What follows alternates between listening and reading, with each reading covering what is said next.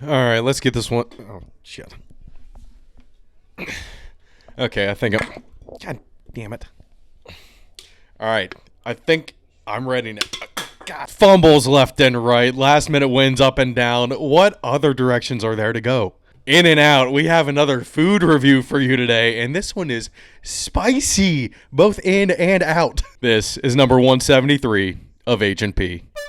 Recorded in central Pennsylvania in front of a live studio audience with your host Ian DiCarlo, this is Hoagies and Pierogis.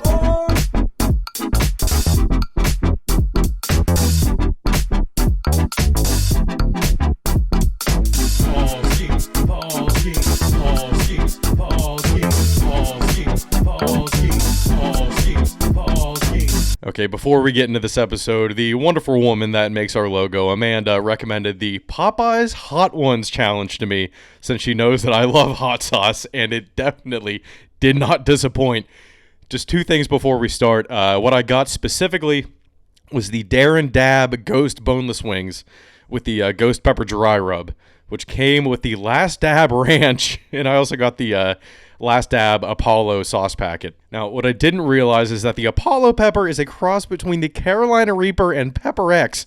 I know in the video I mentioned that I didn't know if it was as hot as Pepper X, but I guess it is. All right, enjoy. Alrighty, everybody. You've all probably not been waiting for it, but those of you that know, our first episode that got very popular was a food review where we reviewed the Double Down by KFC. This time, I'm doing a food review. It's going to be the Hot Ones Last Dab Wings from Popeyes. Let's see how this goes. I got the ranch, the Last Dab Ranch. I did get the Last Dab Apollo packet. And then I got the boneless wings with the ghost pepper sauce on them. So, we're going to do a control with everything. First off, let's just try one of these boneless wings. Alright. Now, I love spicy food, and I can tolerate it, so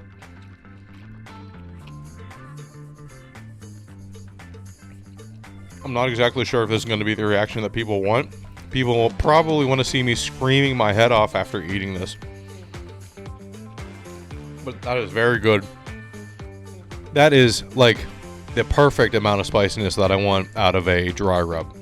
That is really, really good. Okay. Now, I'm sorry about chewing, but I am going to open these on camera, just so you know that I do not fuck with them at all.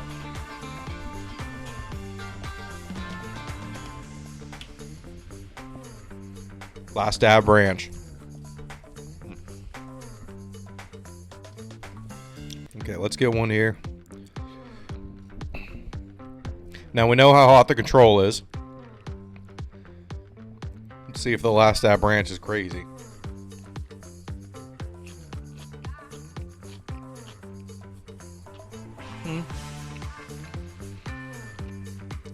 Very good. There it is. There's that pepper, extreme pepper flavor. And the heat from the pepper of the Last Dab. I'm going to be sweating, but like I can definitely handle this. But it is hot. And it's just going to keep building.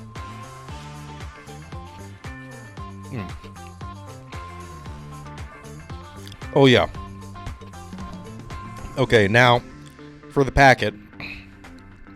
This might be messy. I'm not sure where to put this.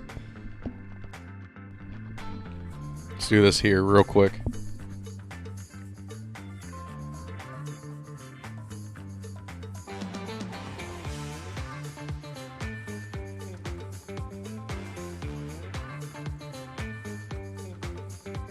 Okay, packet is now open. Let's try it.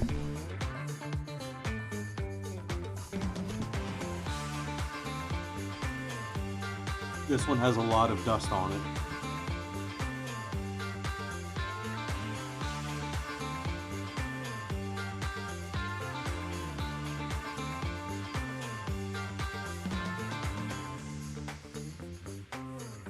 10 drops of the last dab.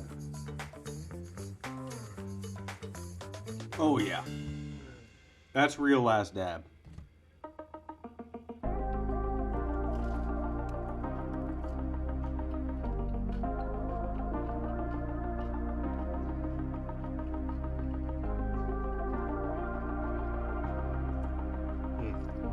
Oh, that's so good.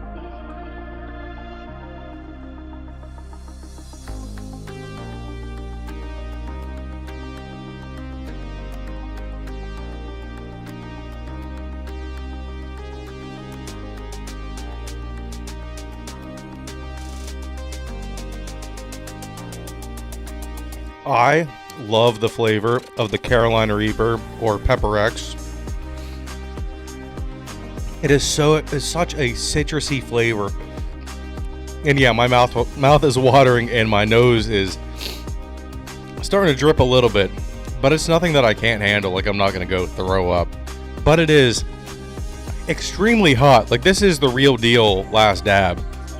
This is the last dab Apollo, so I don't know if it's any spicier than... You know what? I've had the first edition of the last dab. So I don't know if the last dab has gotten spicier since I've tried it, because it's been a couple years. And I don't know if the Apollo is like the lessened version, but no, it's kicking in a little bit more now. It's not the lessened version. It's starting to feel the heat a little bit more on my tongue. And I don't know, is it surprising that I can talk this much? Let's eat more. I don't know, should I eat like a lot of this? Let's just douse one in this sauce.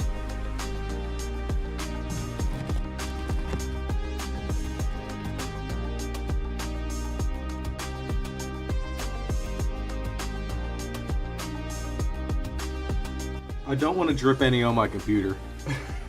My keyboard is right in front of me.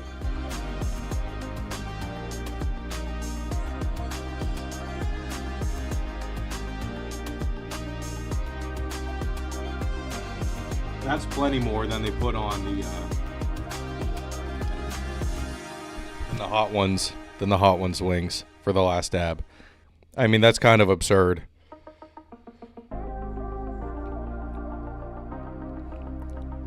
Woo. All right, cheers. I'm just gonna eat this whole thing.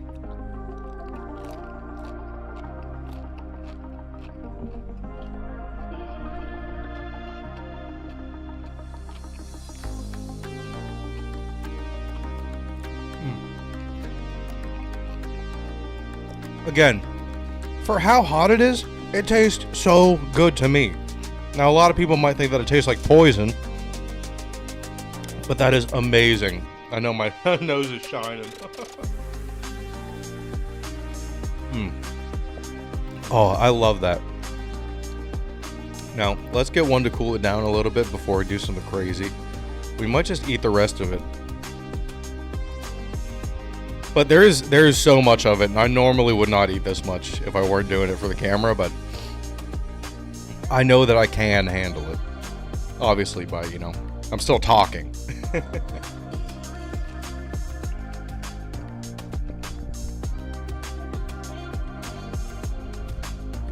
This may legitimately kill your dad. Do not give your dad hot sauce if he's not used to it. Do not give your dad this hot sauce specifically. Because it is a non-stop watering of the nose of all my taste buds.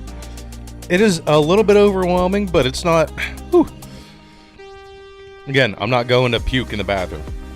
This is really good. And I'm glad that Popeyes came through and made it this spicy and weren't complete pussies about it. Oh, man. All right. More last dab.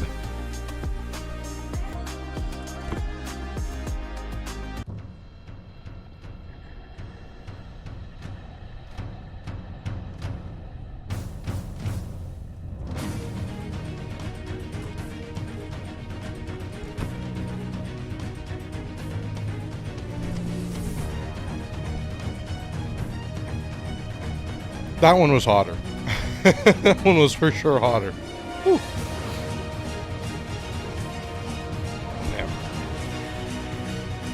Yeah, now it's getting to me a little bit, but we're for sure going to finish this packet on camera.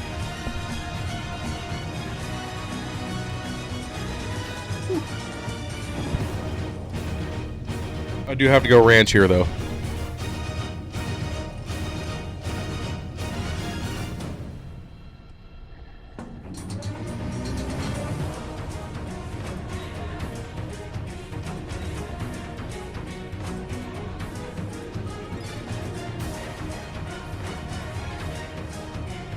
And for me, the ranch really does help, even though it's spicy itself. And it has that last dab infused into it. This is really good.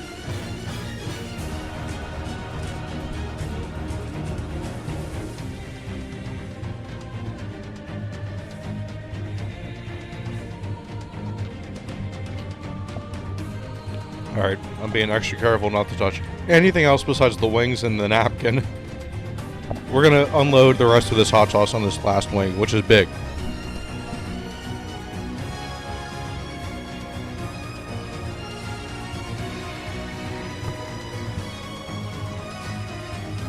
There was some on the lid there, and it's not going to waste.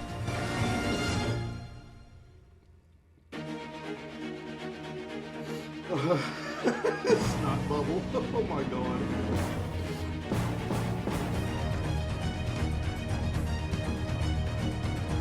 We're almost done with it. I'm going to squeeze the rest out of the next one.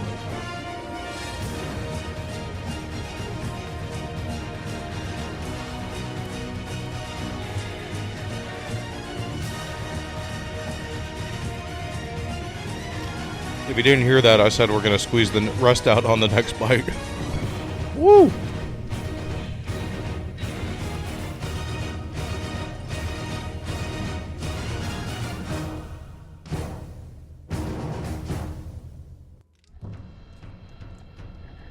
I gotta, like, toothpaste this.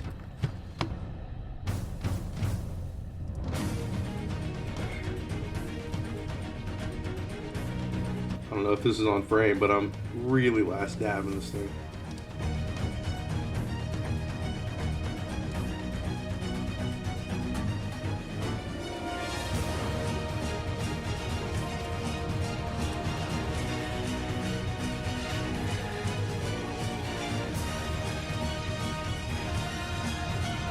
It's definitely not the bite with the most sauce, but that's got plenty on it.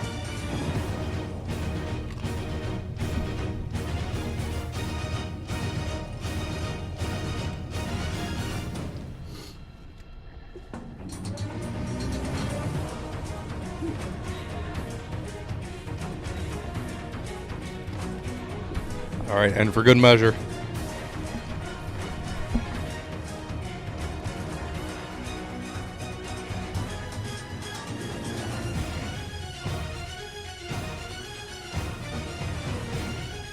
oh yeah, oh yeah, oh that's hot.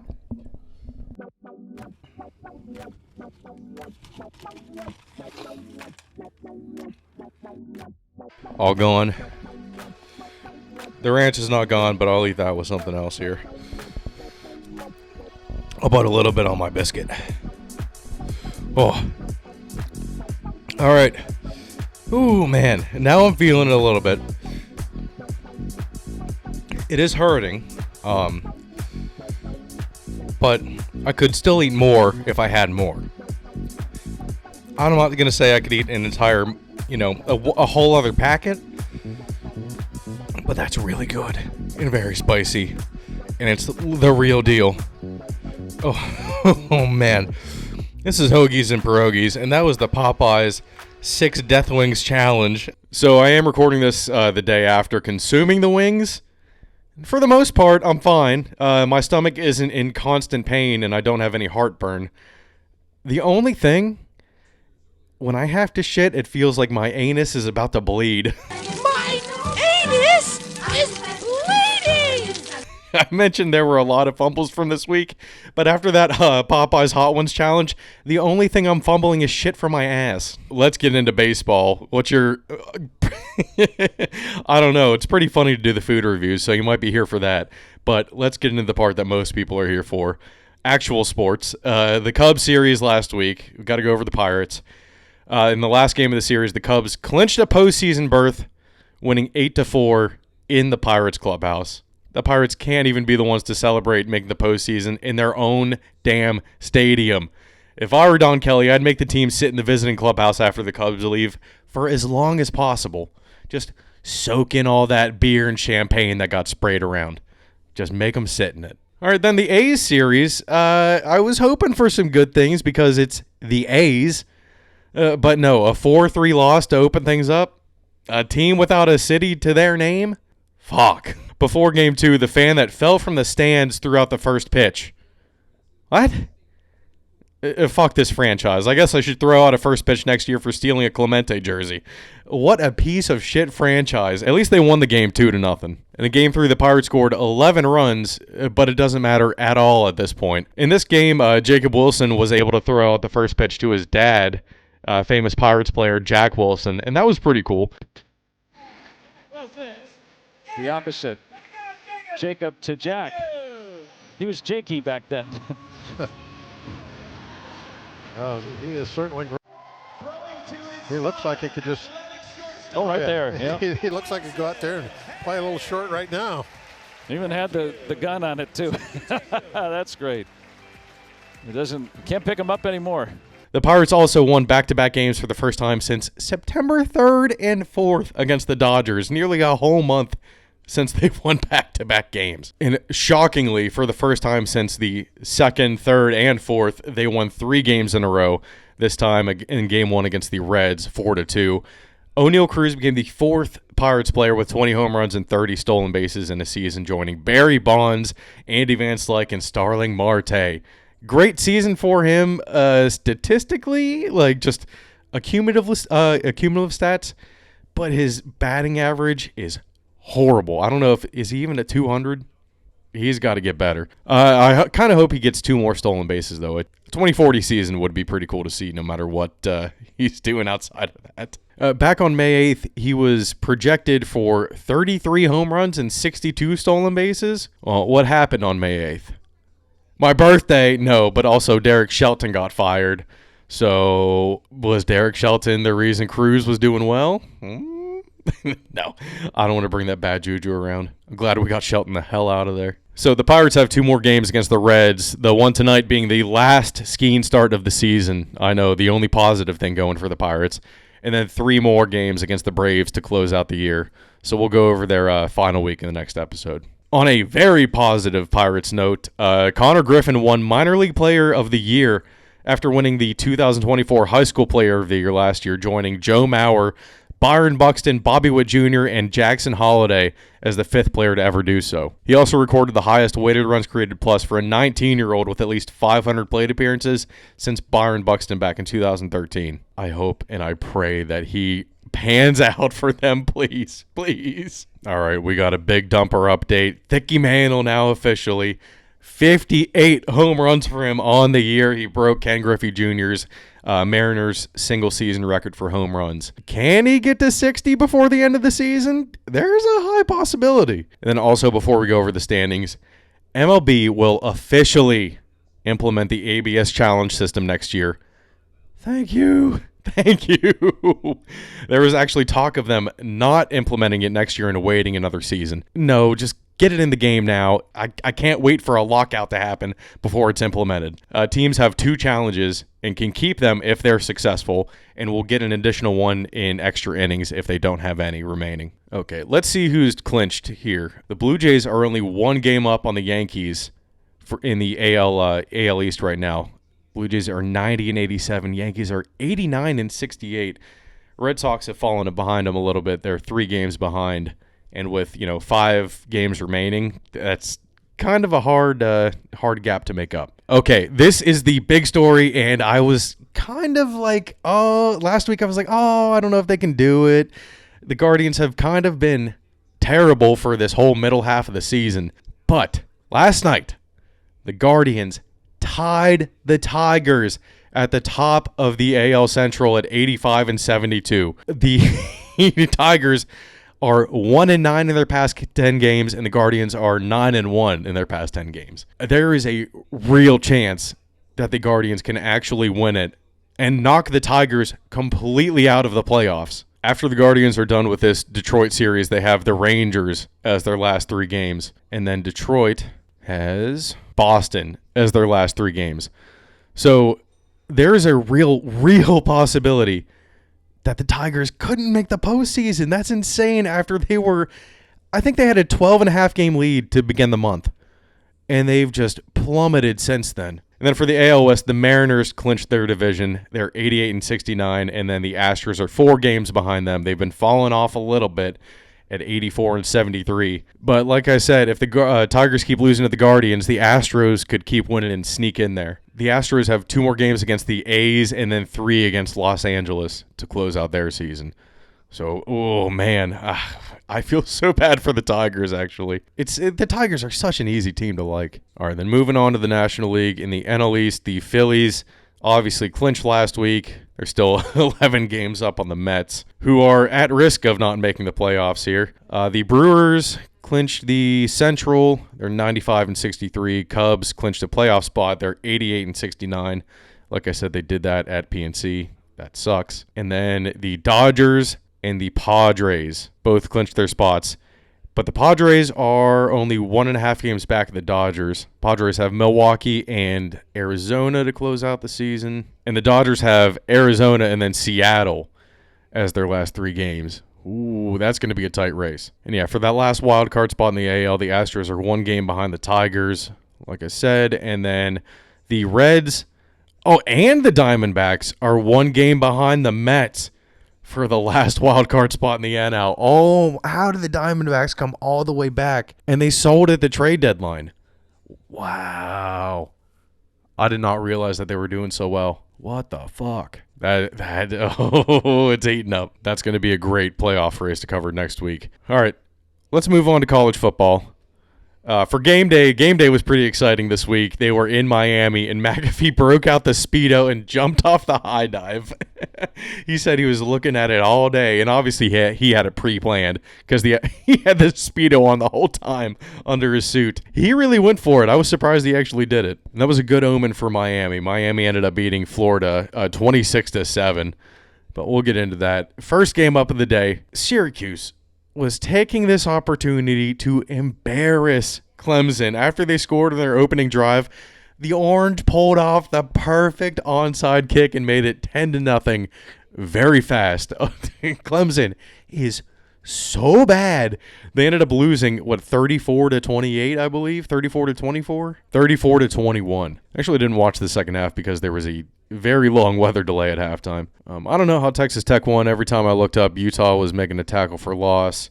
Tulsa got Mike Gundy fired from Oklahoma State. He was there for 21 years. Goodbye, mullet. And then we'll stick in the state of Oklahoma. No way in hell did Oklahoma just get a safety to cover the 6.5-point spread.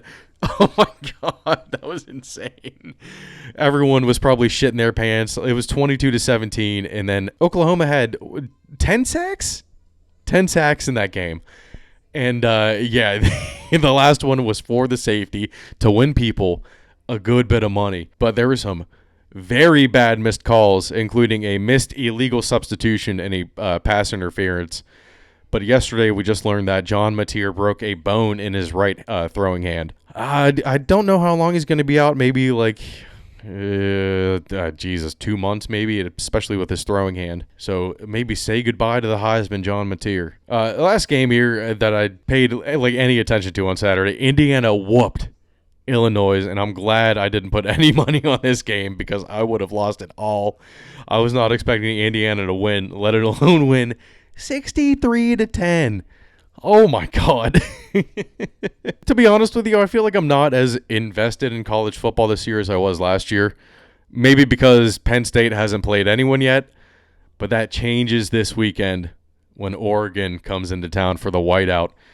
I do have high hopes, and so does Vegas, putting them at a 4.5 point favorite, something like that. But coming off a bye week, they always start out slow, and I just hope that Kotelnicki doesn't fuck things up because he always will. He'll always overthink things. Number 3, Penn State versus number 6, Oregon. Damn. All right, let's look at these rankings. Ohio State won. Miami moved up 2 after beating a shitty Florida.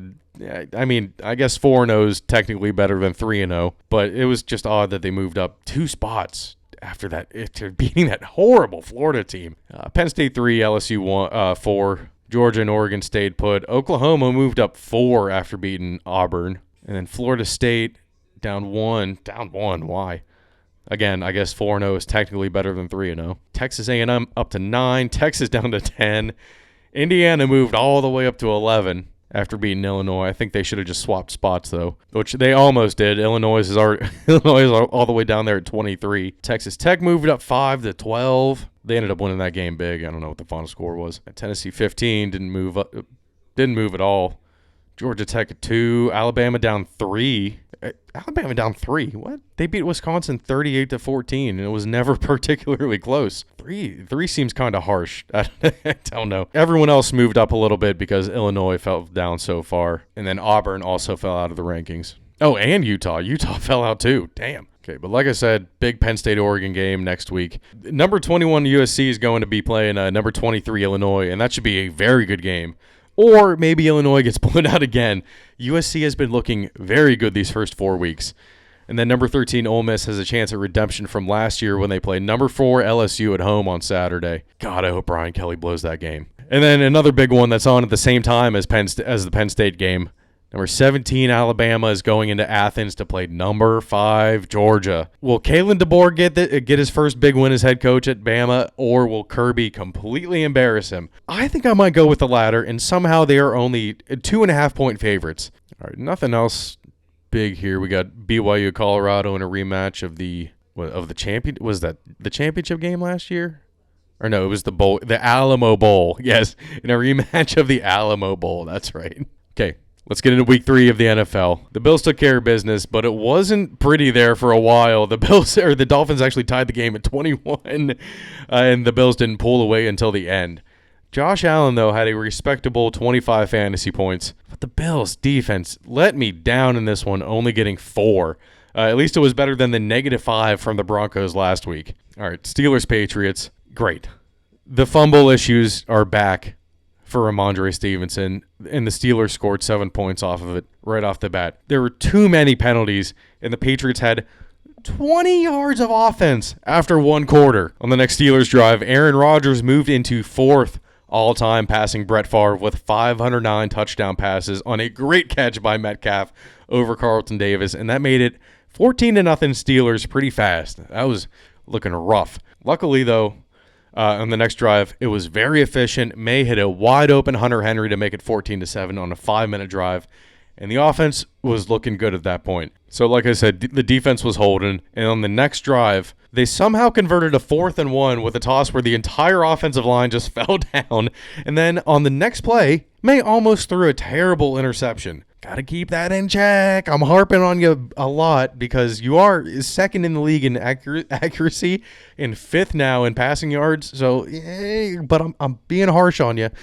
But then they went down the length of the field, and then May's pass was tipped at the line and intercepted. He had Booty wide open, and that would have made it 14-14. He needed just a little bit more velocity on that one. It was still 14-7 at halftime, though. Coming out of the half, Spillane got his first interception with the Patriots, and Rodgers just, threw the ball up to anyone because it went straight to Spillane. But then on the next fucking drive, Stevenson fumbled again. Fucking cut him. He had 7 fumbles last year. He has 2 this year already. What bullshit. At least he got benched for the rest of the game. Luckily, they got the Steelers to go 3 and out on the next drive. But can no one hold on to the ball? Gibson now with the fumble on the next drive. Just fuck off. They weren't giving the ball to Henderson at all in this game. Both Stevenson and Gibson had 7 carries. Stevenson had 2 fumbles. Gibson had 1 fumble. Just sick of it. Hold on to the damn ball. You know you have this problem. Fix it. But the defense, again and again and again, just bailing them out. Eventually, May threw a touchdown pass to Hunter Henry that tied the game at 14, and I could not believe it. The defense was doing such a good job to even get them to this point. On the next drive, they forced the Steelers to punt. But come on, May, just throw the ball away. Throw it away or hold on to it and take the sack. Please, for the love of God, it was the 4th fumble of the day for the Patriots and the 5th turnover. You're never going to win with 5 turnovers. Next drive, it was 21-14 Steelers with 2 minutes and 16 seconds left. And they got themselves into 4th down.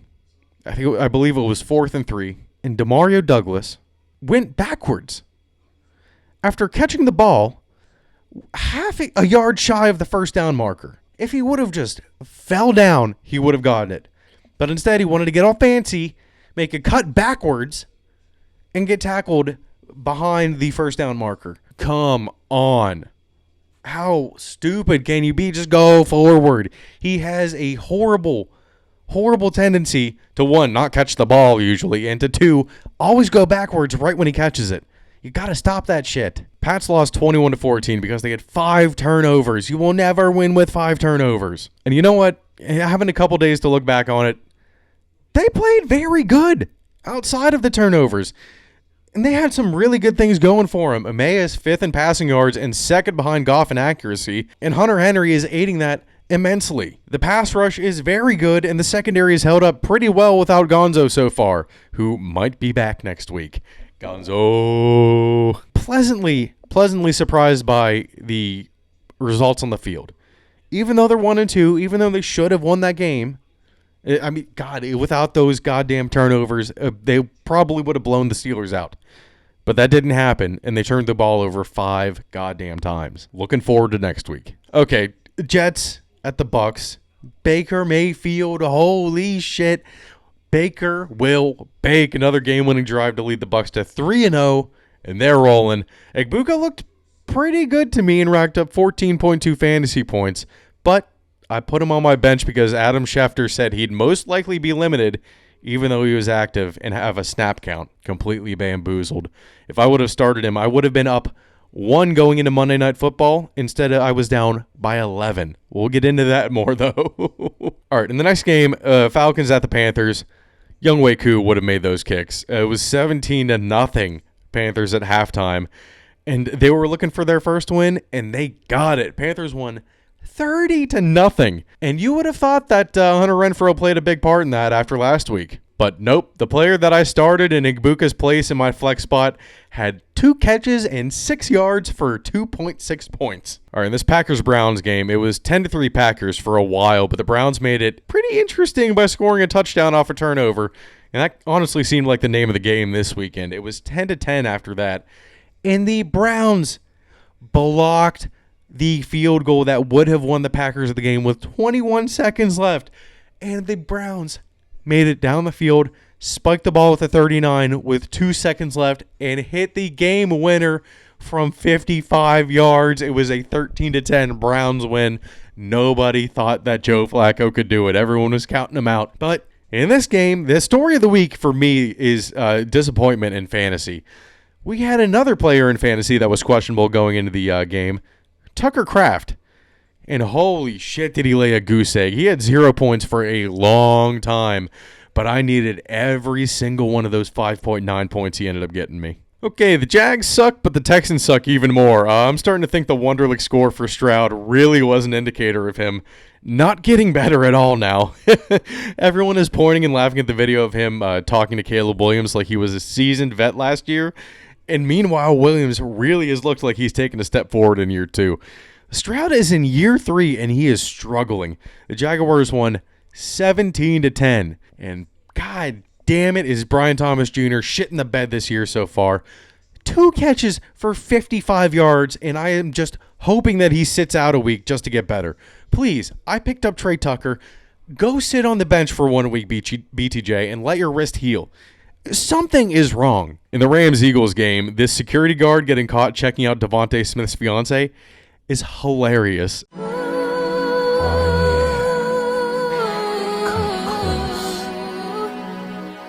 Drop it on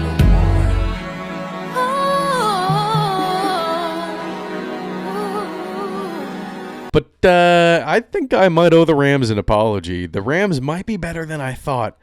I'll always admit when I was wrong, and they looked great against the Eagles. It was 19-7 at halftime. And Verse with a strip sack out of the break, the Rams scored on the next play to go up 26-7. It was looking bad for the Eagles. But then the passing game started to work a little bit more. They started chipping away. Dallas Goedert got a touchdown to put him in range at 26-14.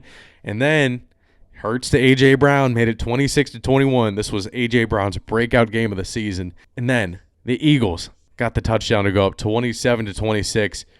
But they left a little bit too much time for the Rams. There was a minute 48 seconds left. The Rams did manage to down the ball with 6 seconds left for a 44-yard field goal. But the Eagles blocked it, and Jordan Davis ran it all the way back for 6. Final score 33-26 Eagles. The Rams would have won the game if they made that field goal. 29-27. And what a bad beat. It was I think minus 5.5 cover for the Eagles. And if you bet plus 5.5 on the Rams, you got absolutely fucked by this. With a block, you would have been fine. You would have been like, oh, okay. But a block returned all the way for 6. You just rip your parlay. The Colts continued to roll and had an easy time with the Titans, winning 41-20. But they finally punted in this game only once. The least amount by any team through 3 games. Carson Wentz came to cook, and the Vikings defense had a pick 6, scoop and score, another fumble recovery that led to a touchdown, and another fumble recovery that led to a field goal, all before halftime. And they were up 34-3. They ended up winning the game 48-10. That was so ugly. The Vikings defense had 37 fantasy points. The Bengals are in trouble. And who do the Bengals go up against next week? The Broncos defense. Let's go. In the Raiders-Commanders game, Dan Quinn got smacked on the sideline to end the first half, but it was the Raiders that got smacked by the Commanders, 41-24. And Trey Tucker had 40 damn points in this game, and I just picked him up in fantasy this morning. Like I said, might start him over Brian Thomas Jr. next week. I mean, come on. All right, did the Giants wear out the Cowboys last week or what? It was 14-3 Bears. Fast, and it didn't get any better after that because CeeDee Lamb was knocked out of the game with a high ankle sprain, and the Bears won 31-14. Was this Caleb Williams' breakout game? Was I right about Caleb Williams this year? 19 for 28 with 298 yards and 4 touchdown passes. Saints Seahawks, this is just so embarrassing. The Saints are terrible.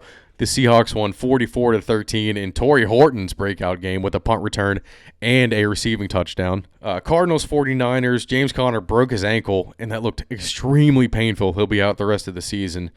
But the 49ers also can't stay healthy for shit. But they're 3-0, and Mac Jones led the team down the field for the game-winning field goal, 16-15 49ers. Boring. Another injury, Najee Harris just snapped his Achilles in the Broncos-Chargers game, but that shouldn't be a huge loss for the Chargers. Herbert had 300 yards even, but had to throw the ball 47 times to get there against the Broncos defense, which looked a lot more like how we all expected after that bad game against the Colts last week. Okay, Chiefs looked bad on Sunday Night Football, but the Giants were the Giants and struggled to contain Tyquan Thornton out of all people. Jackson Dart will get the start next week, and the Chiefs beat the Giants 22-9. All right, Lions-Ravens on Monday Night Football. I entered this Monday night game down 85.7 to 74.55 with Gibbs left to play, but RJ had Derrick Henry. There wasn't much hope for me. Gibbs had to outscore Henry by 12 points at least. But the Lions defense showed up and got Derrick Henry to fumble late in the game. The clip of him falling down after throwing his helmet down is hilarious. And they also stopped him 3 times at the goal line on the same drive. 7 sacks to the Ravens, 0. To try and seal the game, the Lions went for it on 4th and 2 from their own 48. And Goff threw it up to Amon-Ra. He somehow made the catch. I was shitting my pants while the ball was in the air. And then on the next play, Montgomery sealed the game, ran it in 30 yards for the touchdown to ice it 38-24. Gibbs and Montgomery each had 2 touchdowns, and I am 3-0 in fantasy. Derrick Henry only had 10 points after his fumble when they took him out of the game, and Gibbs ended up with 26 after his 2-touchdown performance. Oh, man. Jared Goff with the pitch to Amon-Ra and then him pitching it to Gibbs was awesome. And Goff with the toss to Montgomery and then Montgomery throwing it back to Goff and then him rocketing it for the first down was awesome. Very scared for a little bit there that after week 1 that it was all Ben Johnson. Nope. Lions are going to be the Lions. They're still good. Very glad I took Gibbs. And also the Lions kicker, Jake Bates, almost broke the record for the longest field goal held by Justin Tucker, and it would have been hilarious if he broke it on the Ravens' home turf. He was just a little bit wide left, but he had the distance to make it from the 67 yards he was set up from. All right, week four matchups. Thursday night's game is the Seahawks at the Cardinals. That should be boring as fuck. The first game up on Sunday morning is the Vikings at the Steelers in Dublin. This should be a good matchup, and it's always nice having a game that early in the morning. Patriots are going up against the Panthers, so I am praying to God that they win that game, especially if Gonzo is back from his hamstring injury. I don't want them to rush him, but it's been nearly 8 weeks since he got hurt in practice. Jackson Dart gets to go up against Herbert and the Chargers in his debut. Good luck. Okay, Eagles at the Buccaneers should be a great game, and one of these teams is going to come out undefeated. The Bucs, though, have gotten pretty lucky in their wins, so I'm kind of leaning Eagles on this one. Commanders-Falcons. Commanders should blow out the Falcons. That should be easy for him, even if Mariota's starting again. Saints at the Bills. Please, Josh Allen, please have a 40-point game for me this week. Oh, that is not going to be pretty at all. Oh, no. Browns at the Lions. Gibbs should have a good game. Browns' rushing defense isn't that great. The Packers just don't have a rush attack at all. Titans-Texans. Boo. Oh, that's going to be probably the worst game of the week. Colts-Rams. I'm going to actually be looking forward to that one at 4 o'clock next week. And then Jaguars-49ers. Ravens-Chiefs is also on at 4:25. Bears-Raiders. And then we got the Packers at the Cowboys on Sunday night. And it's Parsons' return to Jerry World. He said he would feel bad if he sacked Dak. He probably had to turn around and hide his face to laugh after he said that. We'll see if either of these teams can get back on track offensively after their losses this week. And on Monday night, it's another doubleheader.